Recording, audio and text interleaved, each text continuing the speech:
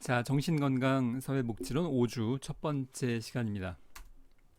이번 주에는 3장 이어서 하게 되는데요. 정신장애 증상과 분류에서 이번엔 분류, 그러니까 주로 분류에 초점을 둡니다. 지난 시간에 증상에 초점을 두었다면 이제 세부적인 내용을 이야기하겠습니다만 분류가 초점입니다. 자, 번호로는 반가로 4번인데요. DSM-5의 정신장애의 범주와 유형이라는 제목인데 교재로는 76페이지에 해당하는 내용입니다. DSM-5의 요 5는 우리가 그 이제 1판, 2판 할 때 5판 버전을 의미하는 거라고 볼 수 있겠고요. DSM의 그 머리 글자는 여기 이제 글씨가 좀 작습니다만 Diagnostic and Statistical Manual의 머리 글자 DSM이에요. 글자가 작아서 동그라미 치면 더 안 보일 것 같아서 DSM입니다. 이게 그 실제로 출판된 책에 우리나라의 그 이것이 초판은 아닙니다만 이것이 학지사 말고도 다른 데서 출간된 책이 있지만 이게 제일 많이 쓰이는 책 중에 하나예요. 그래서 이 책이 그 이제 표지입니다. 그러니까 진단적이고 통계적인 매뉴얼인데 누가 주로 보는 매뉴얼이냐 하면 정신과 의사들이 정신과 환자들을 대상으로 진단을 내릴 때 가장 기본으로 삼고 있는 매뉴얼, 분류 체계라고 할 수 있겠습니다. 이것이 2013년도에 출간이 됐고요. 그리고 전 세계적으로는 이거 말고도 그 ICD라는 분류 체계를 사용하는 나라들도 많이 있다고 하는데 우리나라는 워낙 그 사회복지를 포함해서 정신의학도 미국의 영향을 많이 받았고 미국에서 많이 쓰고 있는 이 DSM-5를 전면적으로 도입을 해서 거의 뭐 대부분의 정신과 의사들이 이걸 기본으로 진단을 내릴 때 이 사람은 무슨 정신과적인 질병이다라고 진단 내릴 때 이 책을 기본으로 해요. 아주 뭐 그 기본적인 매뉴얼 같은 책이라고 볼 수 있겠습니다.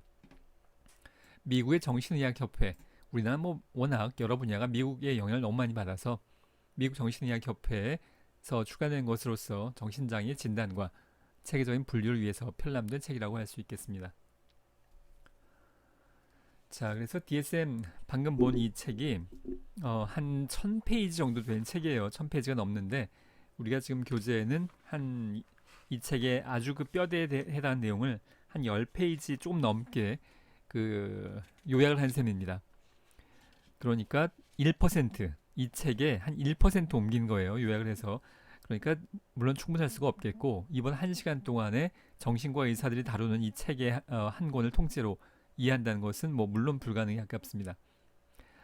기본적인 이해를 한 것, 목적이라고 할 수 있겠고요.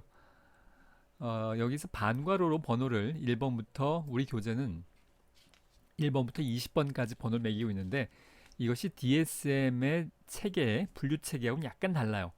그런데 우리가 지금 기본 개념을 이해하는 것에 초점을 두고 있기 때문에 뭐 전체적인 이해는 그렇게 큰 문제가 되지 않습니다. 다만 이제 이 번호 1번부터 20번 이런 번호로 1번부터 20번 이렇게 DSM이 편집되어 있지는 않다는 건 그 이제 여러분이 나중에 정신 건강 관련된 그 실무를 하게 되면 이 책은 뭐 아주 뭐 기본적으로 숙독을 해야 되는 책이고 나도 지금 필요할 때마다 이 꺼내 보는 책꽂이에서 그런 책인데 그 이제 실무를 하게 되면 훨씬 더 면밀하게 봐야 될 겁니다. 일단 오늘은 이번 시간에는 기본적인 이해를 하는 겁니다. 사실 이거 1시간 가지고는 그러니까 한 주 분량 가지고는 굉장히 부족합니다만 뭐 이것만 한 학기 내내 할 수는 없으니까 자 일단 1번 신경 발달 장애를 볼 텐데요. 그 신경 발달 장애의 하위 분류로 첫 번째 나오는 게 지적 장애입니다. 그 과거에는 이제 멘탈 리타디드라고 표현을 했었는데 지금 영어 표현도 바뀌어서 사실 영어 표현이 이렇게 인텔렉추얼로 바뀌면서 우리나라도 지적 장애로 명칭이 바뀐 거라고 할 수 있겠고요. 자, 교재에 있는 내용을 다 읽어봐야 되는데 이걸 다 파워포인트로 옮길 수 없기 때문에 이 파워포인트에는 기본적인 제목을 주로 그 이제 표현을 했고요. 교재와 함께 여러분들이 따라오기 바랍니다. 자, 지적 장애 보면 지적 발달 장애라고도 하고 정신 지체 과거의 명칭입니다. 멘탈 리타데이션으로 알려졌던 장애라고 할 수 있겠고 지적 장애는 지금 책을 보고 있어요. 교재 봐야 됩니다. 지능이 비정상적으로 낮아서 추리력, 문제 해결, 계획 세우기, 추상적 사고 판단력, 학습 능력과 같은 정신 활동에 제약이 있는 경우라고 할 수 있겠고, 그 결과 개인적, 사회적 적응 기능에 큰 어려움이 수반되면서 지능은 지능지수 70 미만의 수준을 나타내는 경우를 이야기합니다. 우리나라의 지금 장애인복지법의 장애 분류와 진단 기준과 DSM은 물론 일치하지 않습니다. 지금 이 DSM은 미국의 정신의학 협회에서 만든 자료이기 때문에 우리나라의 장애 분류하고는 뭐 전혀 장애 분류가 뭐가 있는지도 아마 거의 그쪽에서 신경도 쓰지 않았을 겁니다. 우리나라 장애 분류 15가지 중에 정신장애가 그 15가지 중에 하나인데, 정신장애와 별도로 지적장애와 자폐성 장애가 나누어져 있죠. 자, 그래서 여기서 지적장애는 우리나라 장애인복지법상으로는 정신장애와는 분리된 한 영역이지만, 우리가 지금 다루는 건 DSM-5를 기준으로 하고 있고, DSM-5에서는 신경발달장애 안에 지적장애를 정신장애 하나로 분류를 하고 있습니다. 자, 그러니까 지금 이번 시간은 우리나라의 장애인복지법상의 장애 분류는 일단 접어두는 게 좋습니다. 일단 기본적으로 DSM-5를 기준으로 합니다. 자, 근데 뭐 기본적인 내용은 여러분들이 알고 있는 장애인복지를 했다면 더더군다나 많이 알고 있을 이 지적장애, 지능지수 70 이하라는 원인 때문에 개인적인 사회적인 능력에 여러 가지 어려움이 있는 것을 이야기합니다. 자, 다음에 의사소통 장애인데요. 지능이 정상임에도 불구하고, 자, 이게 중요한 겁니다. 만약에 지적 장애 때문에 의사소통에 어려움이 있다면 단어 활용 능력도 떨어지고 문장 구사도 안 되고, 그렇다면 그건 지적 장애로 보는 겁니다. 그런데 여기에서 말하는 의사소통 장애라고 하는 것은 지적 장애가 정상임에도 불구하고 의사소통에 필요한 말이나 언어의 사용에 결함이 있는 경우를 의미합니다. 좀 더 세분화된 분류로, 그리고 또 한 가지, 이 의사소통 장애는 지적 장애가 아니어야 할 뿐더러 의사소통에 관련된 어려움이 신체적 원인에서 발생한 건 물론 아니에요. 지금 우리가 다루고 있는 것은 다 정신장애입니다. 정신장애. 그러니까 신체적 장애 때문에 후두나 부강이나 혀나 입술 모양의 어떤 신체적인 움직임의 어려움 때문에 목소리를 못 낸다거나, 그래서 의사소통 장애가 발생하는 거라면 당연히 이 정신장애의 범주에 포함되지 않아요. 우리가 다루고 있는 것은 정신적인 면에서의 원인 때문에 의사소통 장애가 발생하는 건데, 또한 지적 장애가 아니어야 이 분류에 속한다고 볼 수 있겠고, 그 세부 분류가 몇 가지가 나와 있는데요. 일단 언어장애, 이해력이나 표현력 결함 때문에 언어의 습득과 사용에 지속적인 곤란을 나타내는 경우입니다. 자, 이것이 기본인데 다른 것들도 있어서 발음장애, 발음의 지속적인 곤란 때문에 언어의 의사소통에 지장이 초래되는 경우입니다. 예를 들어서 지금 나도 이제 강의 중에 이런 이제 발음을 중간중간에 하게 되죠. 습관적으로. 근데 이것이 의사소통에 지장을 주진 않아요. 지장이 될 수도 있겠지만, 그런데 이것이 너무 현저해서 한마디 할 때마다 그 말 중간에 음을 중음, 간음, 애음 이렇게 발음을 하면 이게 무슨 말인지 알아듣기 어렵죠. 한 음절 할 때마다 어가 들어가면 이게 뭐 의사소통이 잘 안 될 겁니다. 이런 정도로 현저하게 특정한 발음이 중간에 삽입된다거나, 또 특정한 발음이 중간에 빠진다거나, 이런 경우를 이 발화음 장애라고 하고요. 물론 이 발음이라고 이야기하고 있지만 뭐 한 번 더 반복하면 앞으로도 다 마찬가지인데, 신체적인 원인 때문에 발생하는 것은 우리가 정신장애에 포함되지 않아요. 신체적으로는 혀나 입술이나 아무 문제가 없음에도 불구하고 이런 현상이 나타나는 경우를 의미하는 겁니다. 자, 그 다음에 아동기에 발생한 유창성 장애인데요. 자, 기본적으로 유창성 장애는 말이 유창하지 않은 것, 그러니까 말 더듬을 의미하는 겁니다. 말을 더듬기 때문에 언어의 유창성에 지장이 초래되는 경우인데요. 성인에게 나타날 경우에는 성인 발생 유창성 장애라고 합니다. 다음에 사회적 의사소통 장애인데요. 일단 보면 언어적 및 비언어적 의사소통 기술의 사회적 사용에 지속적인 곤란이 나타나는 경우인데 위에 있는 언어장애, 발음장애, 아동기 발생 유창성 장애에 속하지 않은 나머지를 이 사회적 의사소통 장애라고 해요. 그러니까 이런 부분들이 사실 DSM-5에 보면 더 세부적인 내용으로 다 나와 있는데 이걸 뭐 다 표현, 이 교재에 다 표현할 수가 없으니까 자, 위에 범주에 포함되지 않은 신체적이지도 않고 지적이지도 않은 그런 장애를 사회적 의사소통 장애라고 범주에 분류하게 됩니다. 자, 다음으로 일단 뭐 파워포인트에 여러분들이 지금 교재랑 파워포인트랑 사실 뭐 파워포인트는 안 봐도 됩니다. 그 교재를 주로 보기 바랍니다. 자, 그래서 뭐 제목은 있어야 돼서 파워포인트를 제목만 만들긴 했습니다만 자, 다음으로 신경발달장애 그 다음 녹색 음명 처리된 부분은 자폐 스펙트럼 장애인데요. 우리가 우리나라 장애 분류에선 자폐성 장애라고 하는 겁니다. 물론 일단 또 잊어버려야 됩니다. 우리나라 장애 분류는 일단 잊어버리고요. 근데 자폐성 장애하고 동일한 의미인데 자폐 스펙트럼 장애라고 한 이유는 스펙트럼을 자폐성 장애라고 번역을 한 건데요. 이게 이 말이 그 다음 페이지에 나와 있는 조현병 스펙트럼하고도 연결되는 거여서 여기서 뭐 설명을 하자면 스펙트럼이 뭐냐 하면 분광기를 이야기하는 거예요. 분광기 그러니까 프리즘이요. 여러분이 초등학교 때 나는 뭐 초등학교 졸업한 지가 한 40년 넘어서 40년 넘었죠. 40년 넘어서 진짜 기억이 가물가물한데 그 왜 삼각형으로 된 그 유리 모양의 그 분광기 프리즘에 빛을 통과시키면 이게 빨주노초 파남보로 빛이 나누어지죠. 나눌 분자예요. 빛이 빨주노초 파남보 그 이제 무지개색으로 나누어집니다. 이걸 스펙트럼이라고 하는데요. 뭐 빨주노초 파남보 그러니까 우리가 어떤 정신장애 증상이 단일한 한 가지 증상이 아니라 빨주노초 파남보처럼 굉장히 다양하더라는 겁니다. 자, 빨강 증상과 주황 증상은 비슷비슷해 보여요.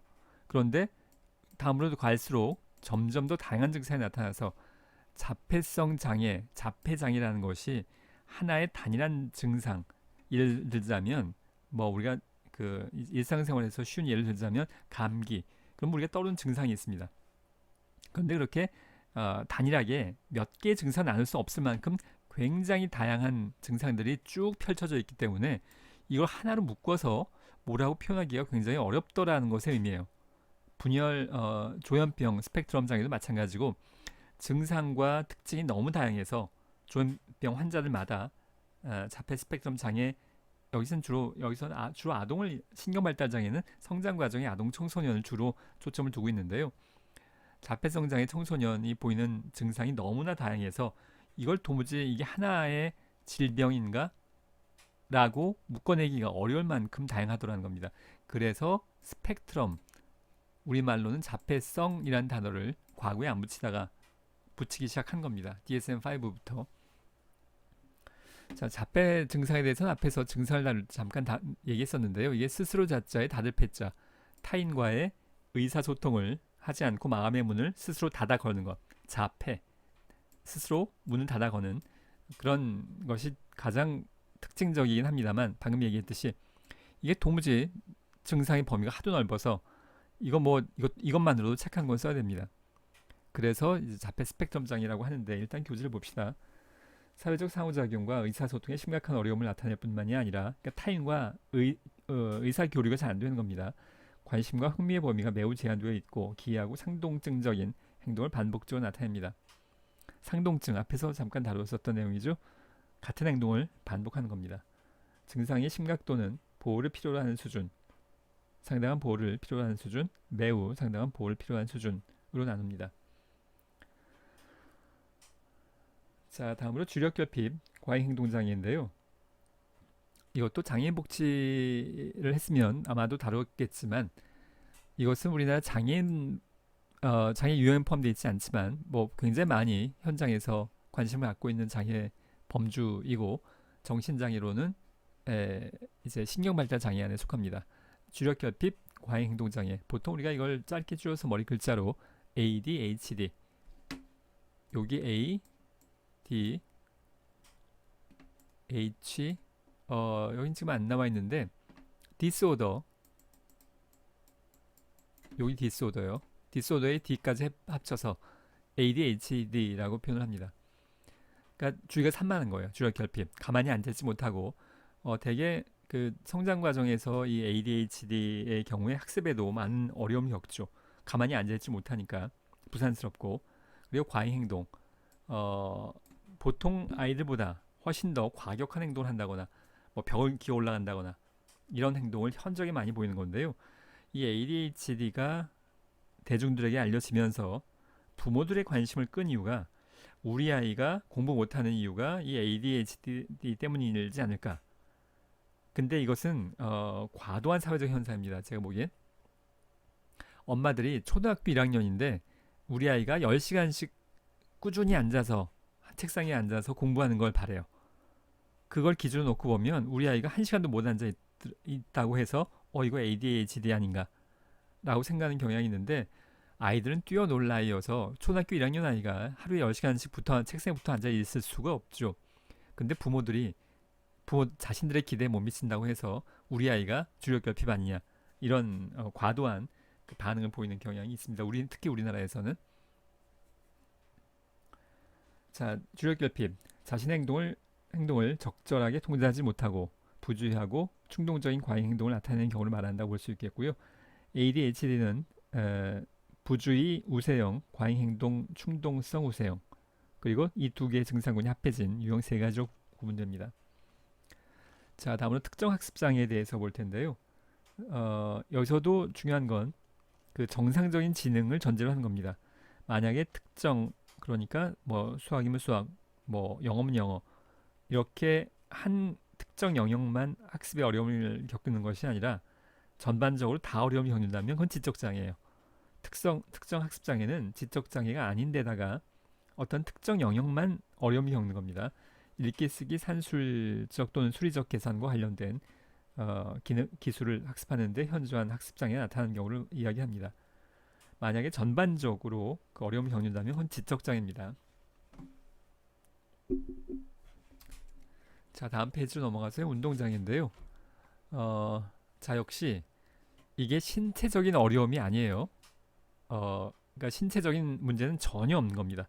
그런데 정신적인 어려움 때문에 신체 행동에 있어서의 어떤 어려움이 나타나는 것을 의미하는 건데 그 어려움이 어떤 것들이냐 하면 자, 일단 그 교재 내용을 좀 더 볼까요? 자, 운동장애. 나이나 지능 수준에 비해서 기대되는 수준보다 움직임 및 운동 능력이 현저하게 미숙하거나 부정적인 움직임을 반복적으로 나타내서 일상생활에 심각한 자, 모든 기준은 이겁니다. 일상생활과 사회생활에 현저한 문제, 어려움이 있느냐 합니다. 우리가 정신적인 어려움을 기계로 찍어내서 뭐 분노 게이지란 말을 일상생활에서 이제 농담 삼아 하긴 합니다만 분노 게이지 뭐 이제 올라갔어. 그런데 분노의 수준을 숫자로 나타낼 방법이 없는 것처럼 우리가 다루는 지금 이 모든 것들은 기계로 숫자로 찍어낼 방법이 없어요. 그래서 사회생활과 일상생활의 현저한 물론 그 기준은 약간 애매모호할 수 있습니다. 어떤 정신과에서는 이거 운동장애야 라고 진단 내리지만 또 다른 정신과에 가면 이 정도까지는 운동장애를 볼 수 없습니다 라고 다른 기준을 내릴 수 있어요. 근데 우리의 전반적인 기준은 일상생활이나 사회생활에 현저한 어려움을 겪느냐입니다. 자, 그래서 발달성 운동협응장애인데요. 자, 일단 협응이란 말이 나왔는데 협응은 예를 들자면 이런 겁니다. 그 밥 먹을 때 우리의 신체 기능의 어떤 부위가 협응을 해야 되냐면 시각도 필요하고요. 반찬을 봐야 되죠. 이번에 내가 반찬 뭘 먹을까? 손이 가야 됩니다. 그리고 손으로 젓가락으로 집어와서 입이 열려야 돼요. 사실 우리는 그걸 신경 쓰고 살지는 않죠. 근데 이게 협응이에요. 눈으로 보고 손으로 짚고 집어온 게 입으로 와서 입이 열려서 씹는 작용, 이게 쭉 협력해야 된다는 겁니다. 근데 이게 안 돼요. 그게 운동 협응에 문제가 있는 겁니다. 눈으로는 반찬을 봤는데, 맛있는 반찬을 봤는데 손이 움직여지지 않는다거나, 손으로 집었는데 입으로 들어가지 않고 옆으로 흘린다거나, 물론 뭐 많이 흘리죠. 실수 많이 합니다만 이것이 현저히 밥을 제대로 못 먹을 정도로, 그렇다면 운동 협응 능력에 문제가 있다고 보는 겁니다. 자, 발달성 운동 협응 능력, 앉기, 서기, 걷기, 뛰기 등의 운동 발달이 늦고 운동 협응 능력이 결함이 있기 때문에 동작이 서툴러서 반찬 집는 거 뭐 이런 거, 그러니까 입으로 못 가져가는 겁니다. 일상생활에 현저히 뚜렷한 지장이 초래되는 경우입니다. 상동증적인 운동장애, 비기능적이고 비효율적인 특정한 패턴의 행동을 아무런 목적 없이 반복적으로 지속해서 부정이 초래되는 경우인데요. 자폐성 장애가 이 상동증적 운동장애를 많이 나타냅니다. 자신의 행동뿐만이 아니라 이런 움직임의 삶을 좋아해요. 전형적으로 바퀴입니다. 바퀴를 돌리면 똑같은 움직임이 계속 반복되죠. 바퀴가 이제 빙빙 도는 그런 모습, 자신의 행동뿐만이 아니라 이런 걸 선호해서 자폐성 장애 아동 청소년들이 그 놀이기구로 바퀴 달린 장난감을 굉장히 좋아해요. 자, 이제 그런 걸 상동증적인 운동 장애, 본인이 어떤 행동을 계속 반복하는 겁니다. 의미 없이. 자, 특장인데요. 얼굴 근육이나 신체의 일부를 불수의적, 비의도적, 그러니까 머릿속에서는 내가 팔을 지금 움직여야지 해서 팔을 움직이는 게 아닌데 갑작스럽게 빠르게 움직이는 행동을 반복하거나 소리내는 겁니다. 어떤 움직임이라면 운동틱, 소리라면 음성틱이라고 하는데, 자, 일단 사실 이렇게 하다 보면 시간이 굉장히 오래 가기 때문에 좀 세부적인 건 여러분이 각자 더 보기 바라고요. 분류는 뚜렛장애, 만성운동, 음성틱장애, 일시적틱장애 등이 있는데 뭐 읽어보면 알겠고요. 자, 동영상을 좀 보도록 하겠습니다. 자, 이제는 교재 말고 화면 보세요. 화면. 이제 틱장애에 관련된 동영상을 좀 보도록 하겠습니다.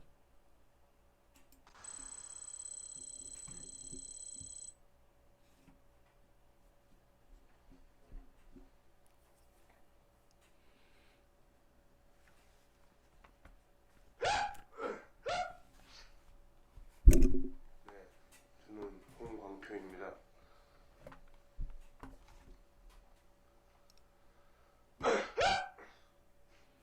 저는 이런 소리를 내는 병을 가지고 있고요.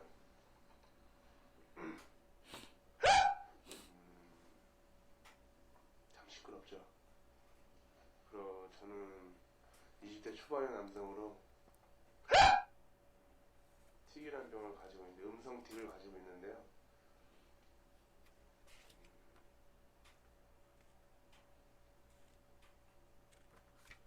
이 틱의 병이 저처럼 소리를 내듯이 자기도 모르게 나오는 거거든요. 그래서 어디 밖을 돌아다닐 때나 그럴 때 많이 힘들어요. 버스를 탈 때도 사람들이 막 쳐다보고.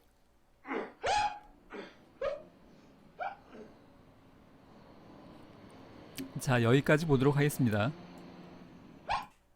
자, 지금 이 소리를 내는 건 본인의 의지와 관련이 없어요. 내가 소리 내야지 하고 소리 내는 것이 아니라 불수의적으로 나도 모르게, 본인도 모르게 소리가 나는 거고요. 지금 이렇게 이 정도의 소리를 이렇게 반복적으로 내게 된다면 일상생활, 사회생활, 학교 다니고 직장 생활하는 게 당연히 안 되겠죠. 굉장히 어려움이 있을 겁니다. 그래서 우리가 장애라고 부르는 것이라고 볼 수 있겠습니다. 자, 시간 관계상 뭐 다 보지는 않겠고요.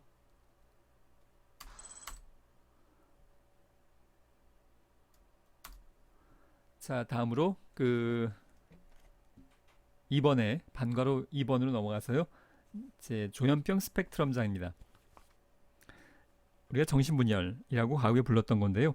영어로는 스키조프레니아라는 단어가 지금도 뭐 계속 쓰이고 있습니다. 그런데 우리나라에서는 이제 정신분열, 정신이 쪼개졌다라는 뉘앙스를 주는 정신분열이라는 단어의 뉘앙스를 좀 완화하기 위해서 조현병, 바꿨는데요.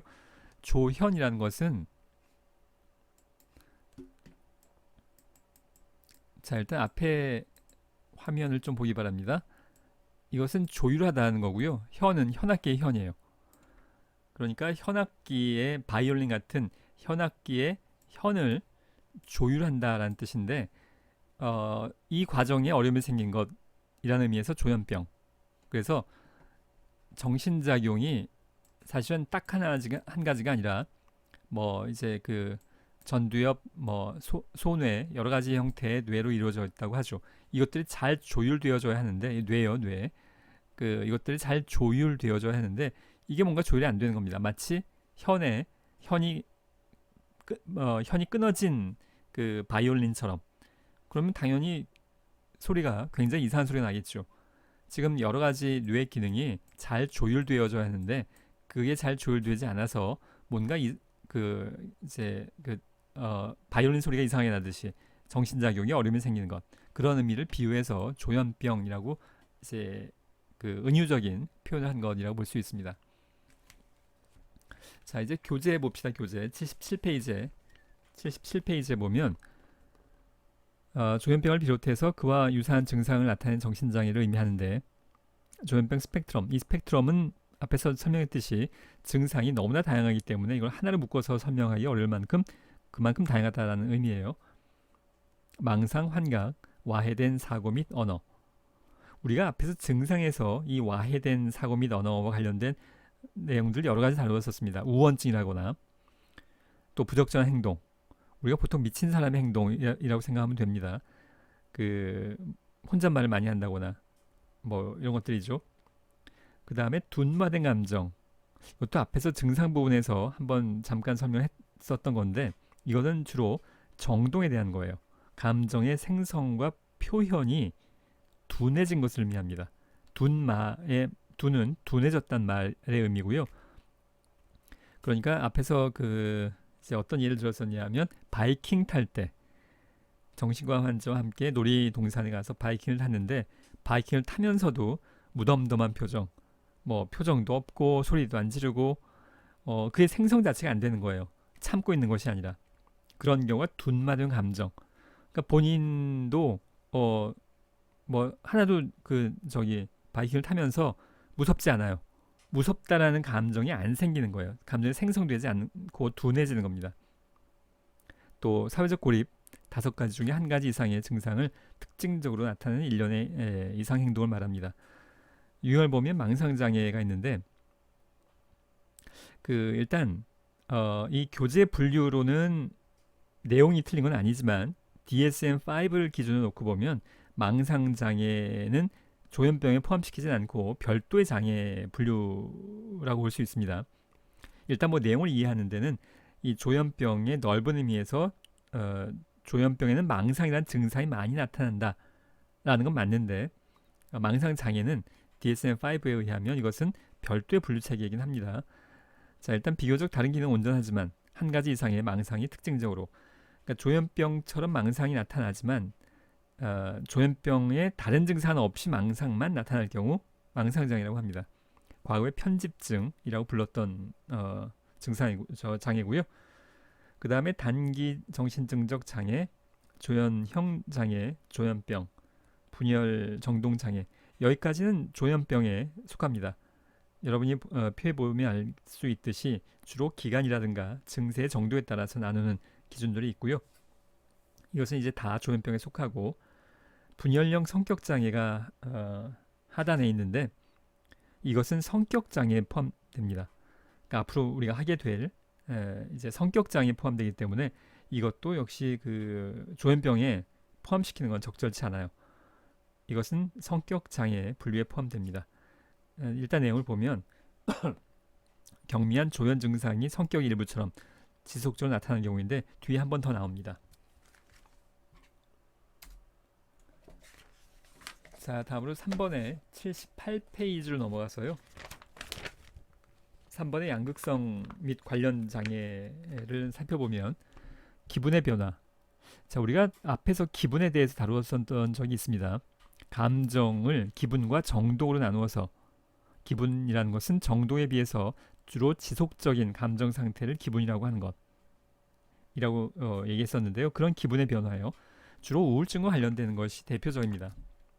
기분의 변화가 매우 심해서 어떤 때는 그 기분이 고양돼서 들떠 있고 어떤 때는 기분이 침체된 상태가 주기적으로 나타나는 일련의 정신장애를 의미하고요. 조증과 우울증이 그러니까 조증은 기분이 떠 있는 거고요. 우울증의 반대입니다. 우울증은 가라앉아 있는 거예요.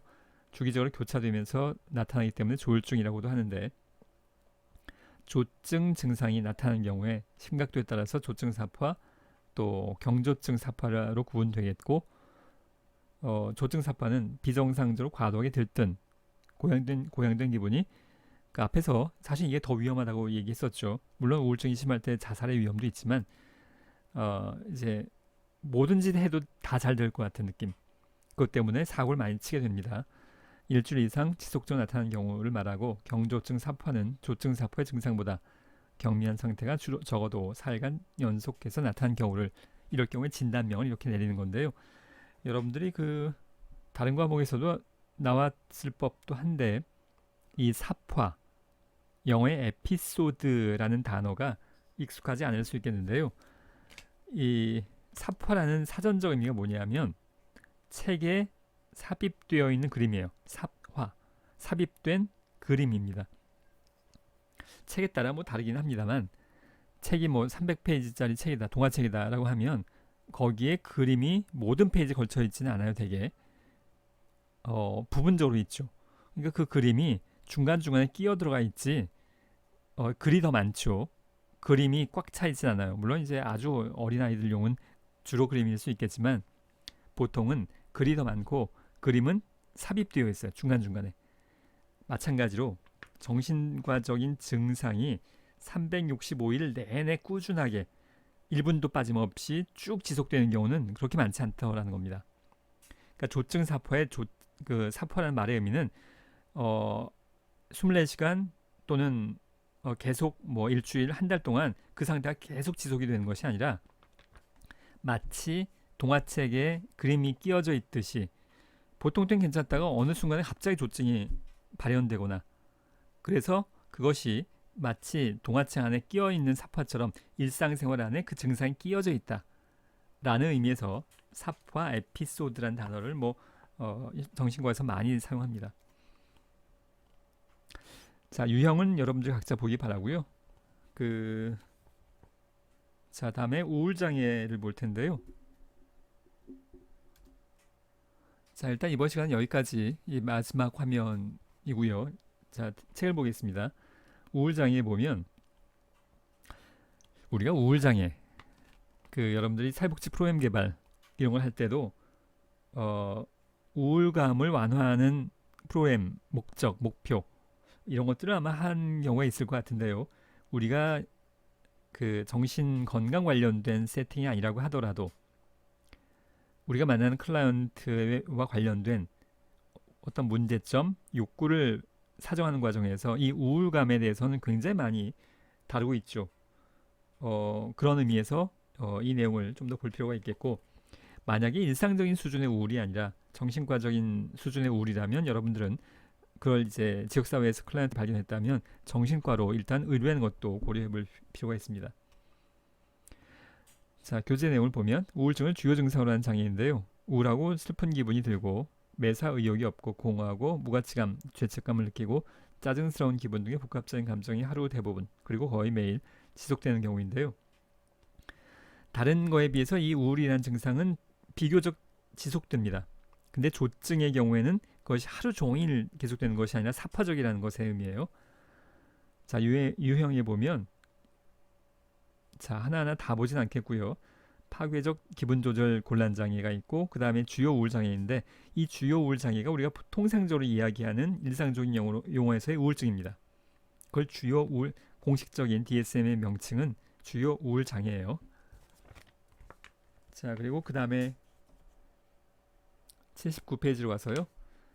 지속성 우울 장애 그리고 지속성 우울 장애는 우울한 기분이 적어도 2년 이상 장기적으로 나타나는 경우인데요.